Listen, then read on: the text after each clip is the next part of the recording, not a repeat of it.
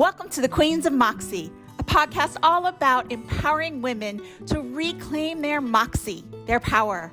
I'm Mary Kay Campbell, and I'm the host of this program. Each week, we'll talk with amazing women who have reclaimed their Moxie, overcome challenges, and are living their best life. So let's get started. We're here today at Queens of Moxie with Beth Nedaleski. Did I say it right? You did. I keep interviewing friends who have really hard last names. It's like a curse. You know how to choose us. I guess I do. But I am so excited that you're here with us today, and I want to tell everybody a little bit about you and your family before we dig into things. So Beth went to a small Christian college in Chattanooga, Tennessee called Covenant College, and she majored in philosophy. And while she was there, she met her husband, Paul, and she also worked throughout her time at the college in admissions, and then upon graduation was a recruiter. And then Paul got his PhD here at UVA in Charlottesville, so the two of them moved here. And Paul pursued his PhD, and Beth started working with a wealth management company, which you would not necessarily think is the natural route with a philosophy degree. But what I love is that it was someone who took a chance on her and brought her in to do weekly articles for the Daily Progress about finances and personal finance and what to do with that. And as she continued to write that weekly column, she evolved into managing wealth for individuals and clients. And I want to talk a little bit more about that, because one of the things that you said that I think is just so cool is that it's not just about the numbers. So can you tell us a little bit about that marriage between the numbers and being a trusted advocate, trusted advisor, but a personal friend almost to your clients? Gosh, that's a great question. I think what I love about numbers is you can come to an answer, but the numbers are never enough to change a behavior or to really meet someone in their need where they are. And so what I find myself doing a lot is turning to numbers to find part of the answer, but then the other part is really talking deeply with people about what matters to them and what they would like to do. And so I see myself as trying to be as neutral as I can and to say, well, here's what the numbers suggest, and we could go this far this way or this far the other way. And it's really about finding then through conversation what my clients would like to choose and what trades they would like to make. And so I find it to be so personal, Yeah. It always begins with trying to understand what their goals are, and the numbers are just one piece of that. Yeah. What really matters is coming to a place where the client is really saying, this is what I want to do. Yeah. And through numbers, they can know, okay, yeah, I can do that thing with confidence. Yeah. Or I need to make a trade and I'm willing to do that. Right. So it's always conversation, and numbers are just one tiny piece of the puzzle. Yeah. Yeah. So I love that, because I think that so often we think of people who are in the finance industry who are really, all they think about is numbers. Yes. And so it is such a breath of fresh air to talk with you and to hear that there's so much more to it, and how much benefit you can give to your clients. Yeah. But one of the things that I know about you is that you are one of the most compassionate, loving, giving people I've ever met in my life. Well, thanks. Absolutely. You probably don't know me too well. Oh, that's not true. That is not true. Oh. Well, and I think it's demonstrated beautifully with your family. And so the podcast today is really about your family and the choices that you guys have made and the difference that you have made in your children's lives. And so for the listeners here, I would love for you to tell us about Ping and Pascal. And let's start with Pascal, because you got, so let's back up and talk about the fact that when you were 10 or 11, you were exposed to a family with an adoptive adopted child. That's correct? right. That's exactly right. So I remember one day my mom and dad went to visit someone, and we all got out of the car, and they had adopted 2 children from, I think, South Korea at the time. I think it was a period in the U.S. where many children were being adopted from South Korea. And it was the first time that I was aware of a blended family in a way that I wasn't aware previously as a young child. And I mean, the second I figured it out and they talked about their family, I just knew, like, I was made for this. This is me. I want to do this. And it has stuck with me to this day. Just one of those moments in life where you're just so young and impressionable, and yet you find something that fits. And that was me that day. I mean, I just think it's amazing. You know, we were talking before we started. I don't know that I had ever really been exposed to a blended family.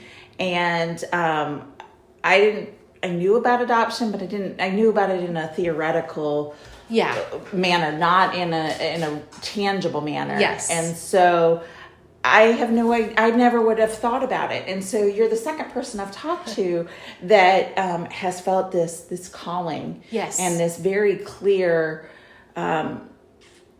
just desire to adopt. Yes. And so you've adopted 2 children. That's right. Yes. And so Pascal was first. Yes. So tell us about Pascal first. Okay, so Pascal is our 9-year-old, and we adopted her from China.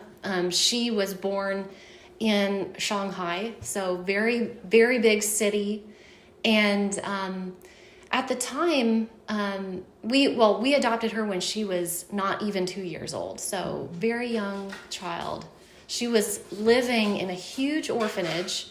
They were taking great care of her, but it was still a very big sort of institutional setting. Yeah. And one of the reasons we believe she was put up for adoption was because she was born with a cleft lip and palate. And China is just in a very different place than the U.S. is at this point on having physical differences. And there are many circumstances that families find themselves in China which make it difficult for them to choose or to get access to the health care that they would need. So likely those were really big factors in her story. And so we became the very lucky parents of Pascal and went to China and met her in what was sort of like a DMV kind of office. So it's a very strange setting for such an emotional moment, but I think about that day with just such happiness and joy. Just seeing her come through the door in this sort of plain, empty room, and she came in with this beautiful little dress on and pink sandals, and her aides just said, "Here's your mom," in Chinese. Wow. And it was just as emotional and beautiful as you could ever imagine. Yeah. And you could see she was afraid. Yeah. And tentative and yet curious. And that is the brave girl that we know today. Oh, yeah. Yeah. She came to us gingerly and with caution. Pictures from that day, I can see in her eyes, they're just wide open, like unease, and fear, but not tears. And it's amazing to see, even in such a young child, a sense of this is changing, something big is happening, and it's scary. Yeah. So as precious as that day and moment is for me, my heart breaks because I can see in her face how scary it was, and how she didn't know what was coming, but it was big. Yeah. So, yeah. Wow. So anyway, she was placed in our arms that day in this, again, like a civil affairs office. And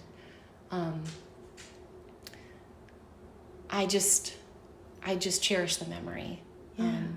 But from that day, you start building a connection bit by bit. And it's through the little things like feeding and caring and being awake at night and responding to your child's needs. And, here we are so many years later. I have a 9-year-old and she is my daughter.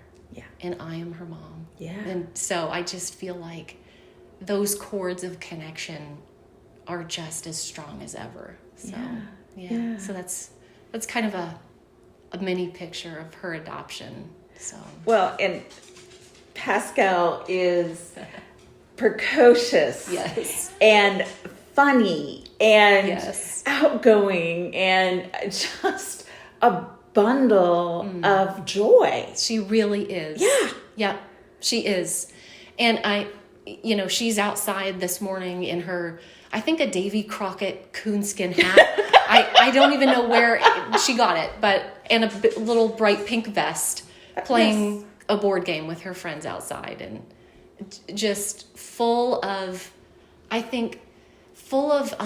joy, as you said, but it's rooted in that sense of, I can tell she feels connected to our family. Oh, absolutely. And feels like a strength there. So she can go out and be herself outside. Absolutely. She's very secure. Yeah, definitely. It's a great word for it. There's Very secure. no doubt that her roots and her foundation are rock solid. Yes, absolutely. And that's amazing. Yeah. Yeah. And when you think about what her life would have been like, it's devastating, honestly. It really is. And I have so much I have so much appreciation for Chinese culture and people, and they are dear neighbors, they are friends. But I think it's okay to say that they haven't made room yet in their culture for people who have physical differences. And that's an area they're working on. But because of that, it meant Pascal did not have a future there. Right. And for whatever reason, her birth mom couldn't see her way through that because of very real obstacles. Absolutely. And to have a chance to say, I could make a difference, and I'm going to make a difference. And to see, in Pascal's story now, she's had care at Johns Hopkins, one of the world's finest hospitals, to care for her unique situation. Mm-hmm. I just see this as something I'm really proud of. I made a difference. You did. And she has made a difference in our lives Absolutely. too. It's not just, this one-way street, but to think we could help her with physical wholeness through all that we've been blessed with. Yeah. So yeah, absolutely. And how many surgeries has she had now? Goodness, I think 5. Wow. 5, yeah. And there are more ahead because, when your mouth when it hasn't been formed the right way, it just affects all kinds of things. So as you grow, there are many adjustments that have to be made. And she's beautiful, as you can see. Yeah. But she'll have more ahead. Orthodontics and whatnot too, to just get everything back in the right place. But knock on wood, she's been very fortunate in terms of physically. Her surgeries have been very successful at giving her a beautiful uniform face and helping to put all of those pieces back together. So that's great. Mm-hmm. That's great. Yeah. So Ping. Yes. I love her story so much. When you first told me, I was just blown away. And so Ping is now 13 years old. Yes, that's right. So Ping's story, I feel like I don't even have my arms and my heart and head around it yet. It's so big and has affected and changed our family in the most profound ways. But the story, as I know it so far, is my husband and I wanted Pascal to have a sibling of some kind, like brother, sister, and we were definitely open to adoption again. And, you know, part of that story is just wanting to make a difference. And part of our faith too has informed that of, you know, we are to look out for people on the margins. And we couldn't think of a better way to do that than to reach out through adoption to change someone's life. And so, you know, that good intention was met with fear, though, of, you know, we wanted an infant. We wanted to really keep as many risks away from ourselves as we could. And, you know, it gets scary when you think about an older child adoption. There's enough scariness in having a biological child or adopting, but we just thought, yeah, we want an infant. We want few physical disabilities. We just want a perfect baby girl, what we thought was perfect. Right. And so we fill out all the paperwork. It's a lot of that. We had many interviews and submitted everything to China, our file. And that file indicated, again, we wanted an infant.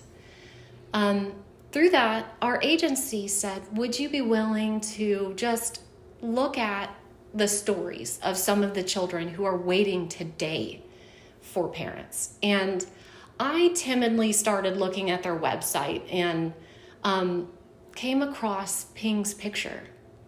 And again, it was one of those moments in life where, you know, I'm a numbers person and I'm a very rational thinker, but I could tell in that moment, like, the world just turned upside down and it scared me to death. But looking back at me in that picture was a girl with beautiful brown eyes and a black bob haircut, but the saddest face. And in her little bio, it said, I've seen many of my friends adopted, but why won't anyone adopt me? And it just took my breath away. And I felt like, yeah, why? You know, I could feel so much fear in my heart because she was 9 and had spina bifida, which I did not know anything about, nor did my husband. And I didn't really say anything in reading that story. And my husband also got like this email and started looking through the pictures, which is not like him either. And he said, Beth, did you see this girl Ping? And I just said, yes, I did. And I just knew, like, again, he was like, I think I need to call the agency about her. Would you be okay with that? I mean, we just both knew, like, there was something special and we needed to be her parents, even though it was so far outside of what we thought we could handle and what we thought we wanted, you know? Right. And it really pushed on those boundaries of, this is an older child and this is a precious child with real physical needs that we know nothing about. And oh my goodness, our hearts were open though, and we couldn't close them. I just don't know how else to say it. But through that, about 7 months later, we found ourselves on a January day, again in like a civil affairs office. It's kind of like a DMV setting. And through the door came a girl in a little green wheelchair with tears just pouring down her face because she hadn't been told that she was going to be adopted that day. And her caregivers were desperately trying to kind of keep a lid on the panic that was setting in Ping's face and in her heart. And I can't tell you what a difficult moment that was for her and for me and my husband and my daughter Pascal, because we stood there, you know, with our hearts open in our arms, and we could realize in that moment Ping didn't know that we were coming for her, you know. It was so heavy. And we just felt like we have sailed across the oceans, and this dear girl didn't know that she was loved and didn't know that she was wanted. Yeah. All she could see was people who didn't look like her coming to take her from everything that she knew. And that is, I just can't hardly get my heart and mind around how difficult that must have been for Ping. You know, I was 40 at the time. No, that's not true. I was in my late 30s at the time.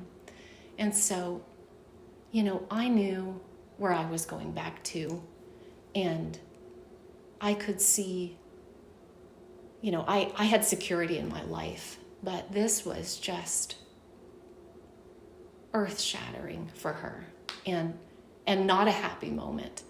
And so when you're adopted and you're 10 in China, you get a chance to be with the prospective adoptive family for a couple days before you have to make a decision about whether you want to be adopted. And so she agreed that day to come with us back to the hotel and to sort of try us on for size. And oh boy, I just, you know, I want to pause here and say, Ping was so brave to go with us. Yeah. She did, and in the days that followed, well, let me just pause and say that evening, you know, we had brought clothes for her and a picture book about our life here, and we were using Google Translate to try and talk with her. And that night, my youngest, Pascal, you know, everyone has their pajamas on. We're all sleeping in the same room, and she and Ping were in the bed together. And she just was like, yay, sisters, and just like rolled over and just conked right out.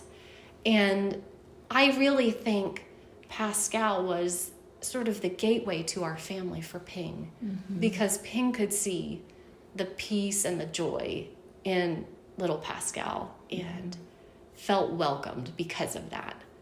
But anyway, I guess I'll just take a pause there and say that began a road of us getting to know Ping and Ping getting to know us. And she did say yes to adoption. And we're on that journey now.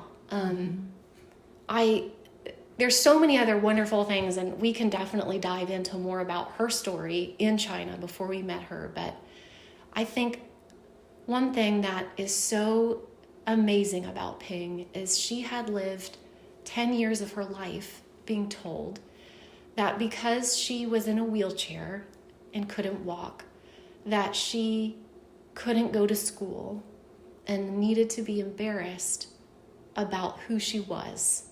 Because, again, China is just not there yet.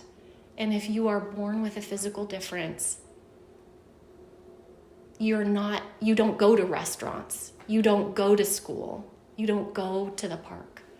And she was so broken in her spirit by that. We would take her out in those first few days in China, and we did not realize that this was such a scary thing for her to be in public, because we thought, let's go have fun. Let's go to the zoo, or let's do something together. And we didn't realize that it was only an invitation to be stared at and further humiliated. And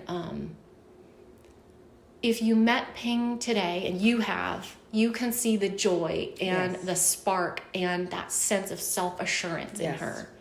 She is a child now who swims on the local swim team and was yesterday volunteering at the elementary school, helping kids in their reading class, and has so much confidence. But to go from being told you are a 0, and then to be able to internalize that you are not, is just a miracle. And Ping she's pulled it off in the most amazing and mind-blowing way. There's one scene that I want to mention is a few weeks after we came home, we were all eating out at a local diner here. And so Ping, we barely know any Chinese, and Ping did not speak any English. And, we're just getting by with Google Translate at the table. But as we're sitting there in the middle of this restaurant, it was one of those days where it's like someone came in a wheelchair and was seated at a table. And then someone came in with a walker and they were seated near us. Someone came in with crutches. Someone came in with a cast and one of those little wheelie bikes for their leg. And Ping was looking at all these people and couldn't take her eyes off of them, in wonder and astonishment. And it dawned on me that she had never seen people, having a physical disability or challenge in their life in a public place. She always was the only one. And when she was out, she was told, again, you're weird and you should feel embarrassed. And that day, via Google Translate, sitting in this diner, we told her, Ping, in America, it's okay. It's not embarrassing. And you don't need to feel embarrassed about needing a wheelchair to do the things you need to do. Look around. All of these people are welcome. And you're welcome here. And she just was like, okay, good, done.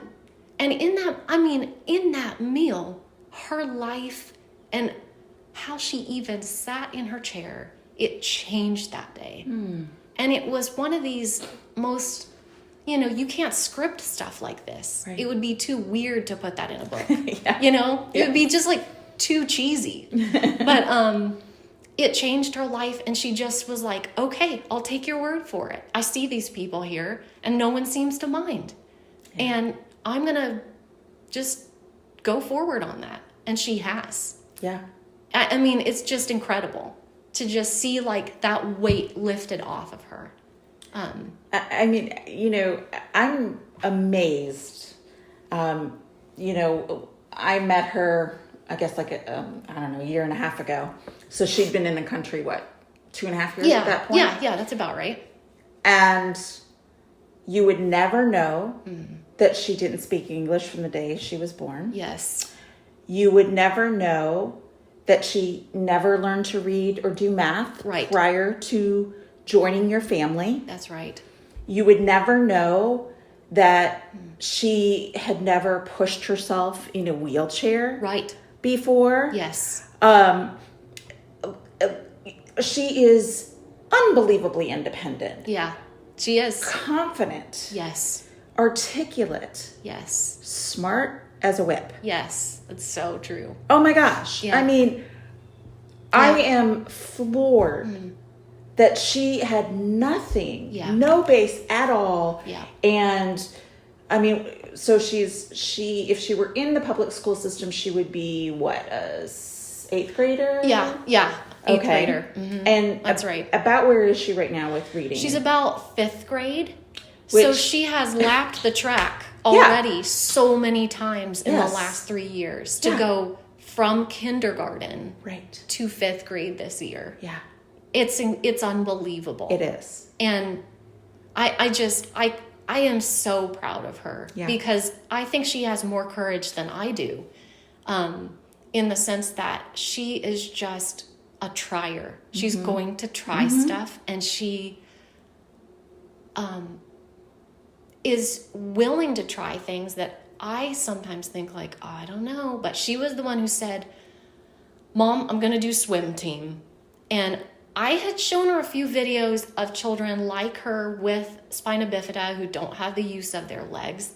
I showed her some videos on YouTube of these kids are swimming, you can swim, I know you can. And she just turned that into, good, I'm going to join swim team. And I, in my heart, I was like, I don't know about this, but she's done it, Oh, she's remarkable. I mean, like, she literally just pulls herself up out of the water. Yeah.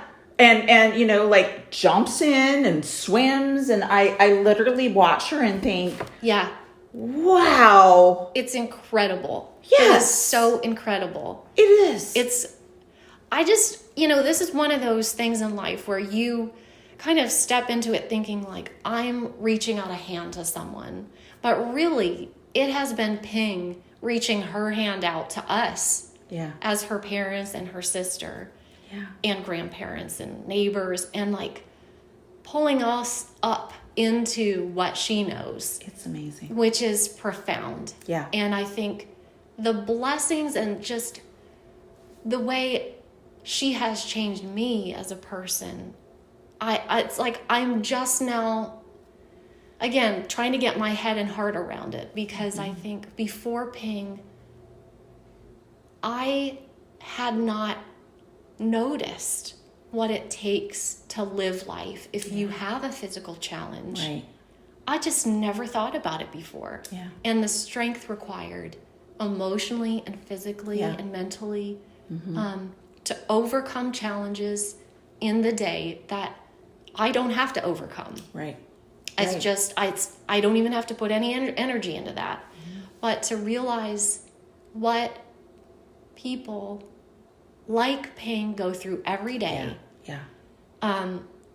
It's humbled me so much. Oh, I bet. And it makes me so grateful to be able to see the world differently now. And to realize, like, the strength of the human spirit is just, it's incredible. And I feel kind of weak now that I know Ping. I never thought about myself that way, but now I see myself as like, you know what? Things get me down that Ping is like, no, I am not going to be depressed about that dumb thing. So anyway, I just feel like through Ping, I'm growing as a person. Yeah. Profoundly, Well, and I know you are never going to be one to toot your own horn, so I'm going to do it. I think it just to very clearly hear that calling of this is the child we're supposed to take care of, and it is radically different from what you had envisioned. And then, you bring this child home, and it's not just the physical ailments of it, but like.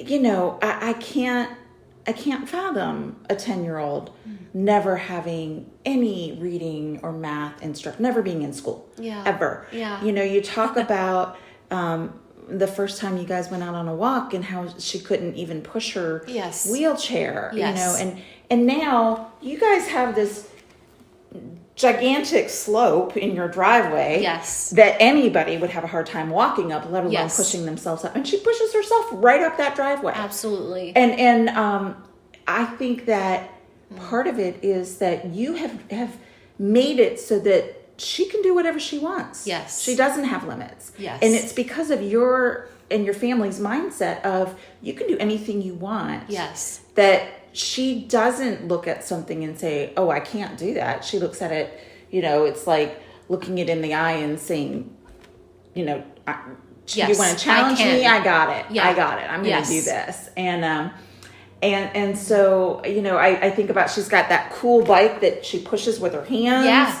sits in and pushes, and, she transfers herself from her chair to the bike to the, and I literally sit there and marvel at this child, but I also marvel at what you and Paul did, and Pascal, because I'm sure that was a huge shift for Pascal to be an only child, and to have, she was what, how old was she? Gosh, I guess she was, she turned 6 on our trip to meet Ping. Yeah. Okay. Yeah, that's right. So, to go from being an only and a baby to being kind of a youngest with an older sister. Yeah. Very weird. We're breaking all the rules there, but Pascal, has really been very selfless in this. And I'm really proud of her for it. I can see that. She is, and has just welcomed Ping and been like, yep, Ping's my sister. And we're going to, that's just that. I think when I think back now on all Ping has overcome so far, I am so proud of her. But I am also, I think I've learned a lot as a mom about what it takes to advocate and to be sort of the chief dreamer for your child. Love that, chief dreamer. That I've just taken that on like as deeply as I can into my heart and into my bones of it is my job to help you see where you can go.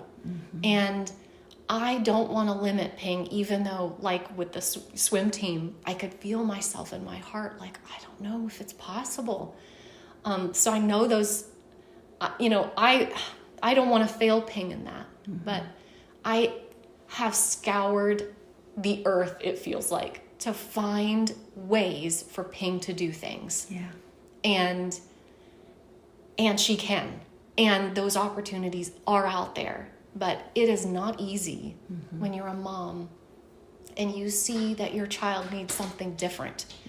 And you feel like you are starting from scratch, I need to find this road and I don't know where it is even. But I'm going to strike off into the woods and I'm going to find it. I am going to find that trail. We're going to find how to overcome these challenges. Yeah. And instead of seeing barriers, to see workarounds. Like, how are we going to find the workarounds so that she can have a bike? It's not no bike. Right. It's like, okay, who else has thought about this? Right. How do we find them? Yeah. And like you said, we found them, and she now has a custom-made bike that is awesome. Yeah, it's so cool. It is. And it's just, finding those roads that few people travel on, or you didn't realize other people were on them, and to find the yes instead of the no. Yeah. So anyway, I feel like that's been a huge growing opportunity for me to just say, I'm going to help you see what's possible. Yeah. And I'm going to help you get there. Yeah. And it's not going to be a no. It's going to be a yes. I love that. Yeah. I love that. And Queens of Moxie is all about empowering women who are in personal transition to reclaim their power, their Moxie. Yeah. And, my goal in interviewing strong, powerful, amazing women like yourself is to showcase how incredible we are as women. Yes. And we are. We are. And, you're quiet and soft-spoken. I'm loud and, I fill up a room. And it goes to show that we all have power within us. We all have Moxie, and we present it in unique and different ways and add so much value, and I, you have figured out what you're put on this earth for. Yes. I feel that. I mean, really it deeply. is clear. Yeah. It is clear. Yeah. And you have embraced that. Yeah. And you have celebrated it, and you are raising up two amazing one's a young woman, young girl, these two amazing girls who, oh my gosh, I cannot wait to see what they're going to become, because it is truly limitless. And it is because of your commitment and Paul's. I don't want to discount your husband. He's doing great too. He is, but your commitment to this and to making this possible for your girls is just amazing to me. It's truly remarkable. And I have felt that way from the moment I met you, truly. So I like to end the podcast with asking the women I interview, if you had to give one piece of advice to women who are listening today, what would that be about living your authentic life, stepping into joy, claiming your Moxie, anything related to that? I feel like that's a very tough question, but I think what I'm learning in life is, one, some of the biggest and most meaningful things in life are often the hardest. They're the hardest to choose sometimes, or sometimes it's thrown on you, either way. But I think this story of adoption, in my case, has been one that required a lot of courage. And it's also the part of my life that I am so proud of, and I have been shaped so deeply by, because of the challenge, because of the difficulty. And to climb that mountain with my husband and my daughters, for all of us to say, we've been on this difficult journey together, but we are so proud of it because of the challenge. It's that profound mystery of choosing sometimes the hard things, or having to embrace the hard things, is often the gateway to finding some of the deepest meaning and joy. I think that's it. And each one of us has those hard things in our life. And I think our instinct is to say, I want to go down the mountain because that's easier. Or I want to close that door because it's too scary behind there. But I think climbing the mountain up and opening that door, as scary as it is, behind it is joy. I have found that to be true. Yeah. And it's been by embracing the struggle in it instead of running from it. And so I think that's how I would answer that question. I love it. Yeah. I love it. It's a wonderful, wonderful answer. Thanks. Oh, Beth, I could talk to you all day. Oh, thank you, Mary Kay. I feel the same way. I adore you. I adore your girls. I adore Thank your you. family. And I am just so grateful that you took time to sit down with us today, because I have known that your story is incredible the whole time I've known you. And I am so excited to share this with others, because I think that it's such a profound story and such a special story. And I think so many people are going to be touched by it. So thank you. Well, thanks for letting me speak straight from my heart. I really appreciate it. Thanks for joining us on the Queens of Moxie podcast. Each week we come to you with amazing women who have overcome obstacles, who are living their best life and reclaiming their moxie. We hope to see you next week.